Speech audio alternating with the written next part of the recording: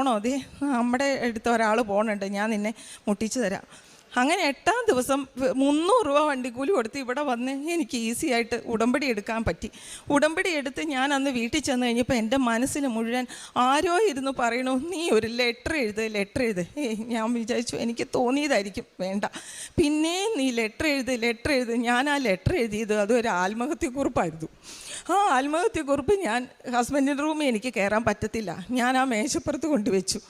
ആ മേശപ്പുറത്ത് കൊണ്ടുവച്ച് ഹസ്ബൻഡ് വന്നു, റൂമിൽ കയറിയപ്പോൾ ആ ലെറ്റർ എടുത്ത് വായിച്ചു. അന്ന് എന്നെ വിളിച്ചു. എനിക്ക് അന്ന് പറയാനുള്ളത്, എൻ്റെ മനസ്സിലുള്ള സങ്കടങ്ങളെല്ലാം ഞാൻ പറയാൻ എൻ്റെ മാതാവ് എനിക്ക് അന്ന് അവസരം തന്നു. അങ്ങനെ പറഞ്ഞു. ഈ കുടുംബാംഗങ്ങളെല്ലാം ഇടപെട്ടിട്ട് ആ മനുഷ്യൻ എന്നെ വേണ്ടാന്ന് പറഞ്ഞയാൾ അന്നത്തെ ദിവസം മുതൽ ലിജോ മോളെ എന്നെ വിളിക്കാൻ തുടങ്ങി. എന്നെ ചേർത്ത് പിടിച്ചു, എൻ്റെ മോനെ ചേർത്ത് പിടിച്ചു. എൻ്റെ കുടുംബം എനിക്ക് തിരിച്ചു തന്നു ഈ അമ്മ മാതാവ്. നീ അന്ന്